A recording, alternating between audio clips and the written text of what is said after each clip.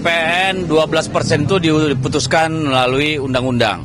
Undang-undang itu diusulkan oleh pemerintahan Presiden Jokowi.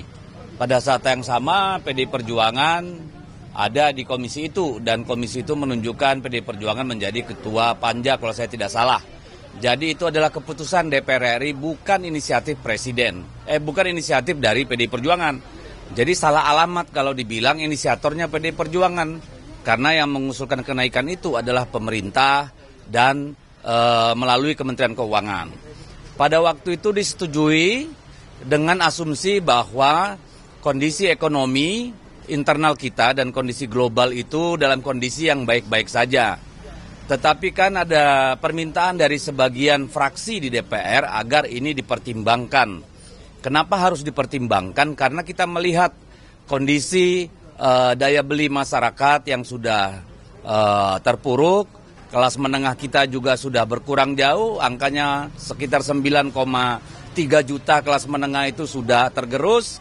Lalu kita melihat dolar naik gila-gilaan, dan sebagaimana yang disampaikan oleh Jokowi sebelum berakhir masa jabatan, 2025 itu ada ancaman badai PHK. Jadi ini bukan salah pemerintahan Prabowo, tentu saja, ya. Yang diminta teman-teman itu juga bukan membatalkan undang-undang itu atau kesepakatan yang sudah dibuat di DPR, tetapi meminta pemerintah mengkaji baik buruknya dari kenaikan PPN itu bagi rakyat. Bagaimana itu betul-betul bisa menghasilkan dana tambahan bagi APBN untuk menutupi defisit yang ada di APBN. Jadi sama sekali bukan menyalahkan pemerintahan Pak Prabowo, enggak, karena memang itu sudah given dari kesepakatan periode sebelumnya gitu.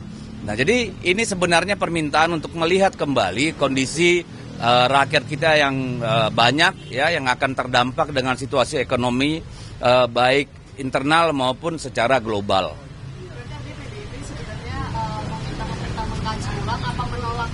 Mengkaji ulang, kita minta mengkaji ulang apakah tahun depan itu sudah pantas kita berlakukan pada saat kondisi ekonomi kita tidak sedang baik-baik saja. Ya, kita minta itu mengkaji karena memang kita berharap pelan-pelan pajak itu menjadi salah sumber paling utama bagi kebutuhan pembiayaan pembangunan, kan seperti itu, ya. Tapi kan kita lihat sendiri kondisi yang ada sekarang. Jadi itu bukan bermaksud menyalahkan Pak Prabowo, tetapi minta supaya dikaji dengan baik, ya. Apakah betul-betul itu menjadi jawaban dan tidak menimbulkan persoalan-persoalan baru.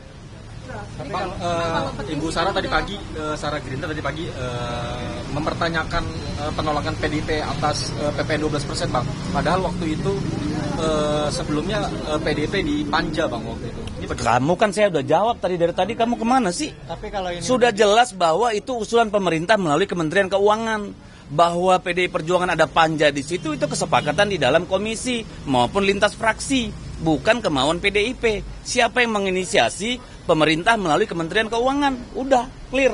Tapi kalau ini sudah diputuskan jadi satu kebijakan gimana, Pak? Loh, kemarin undang-undang pemilu kada aja yang sudah disahkan di Balek bisa putus, dibatalkan. Kenapa ini enggak? Kalau untuk keselamatan rakyat kan itu. Tapi kalau pemerintah percaya diri itu tidak akan menyengsarakan rakyat, silakan terus. Kan tugas kita untuk melihat bagaimana kondisi gitu loh. Oke ya, cukup saya kira. Di medsos beredar bahwa